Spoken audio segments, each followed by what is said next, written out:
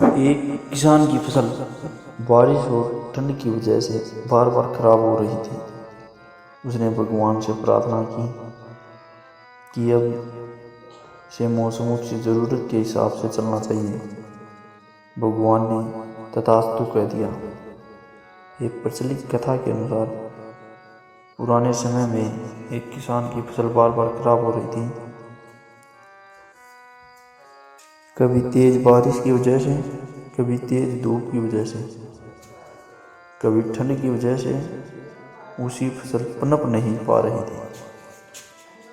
एक दिन इससे दुखी होकर किसान भगवान पर नाराज हो गया। वह भगवान को लगातार कोस रहा था। तभी वहाँ भगवान प्रकट हुए।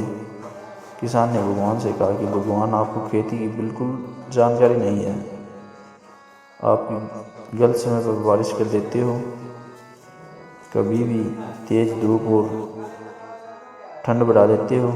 इससे हर बार मेरी फसल खराब हो जाती है। आप मेरी अगली फसल तक मेरे अनुसार मौसम कर दीजिए। जैसा मैं चाहूँ वैसा ही मौसम रहे। ये बातें सुनकर भगवान ने कहा, ठीक है, अब से ऐसा ही होगा। ये बोलकर वे अंतर्ध्यान हो गए। अगले दिन से किसान ने फिर से गेहूं की खेती शुरू कर दी। अब जब वह बारिश चाहता था तब बारिश होती, फसल के लिए जब उसे धूप की ज़रूरत होती तब धूप निकलती। इस तरह उसकी इच्छा के अनुसार मौसम चल रहा था। धीरे धीरे उसकी फसल तैयार हो गई। हरे भरे खेत को देख किसान बहुत खुश था। जब फसल कटाई का समय आया तो उसने देखा कि फसल की बालियां में गेहूं थे ही नहीं, सब की सब खोखली बालियां थी। ये देखकर उसने फिर से भगवान को याद किया। भगवान प्रकट हुए तो इसकी वजह पूछी।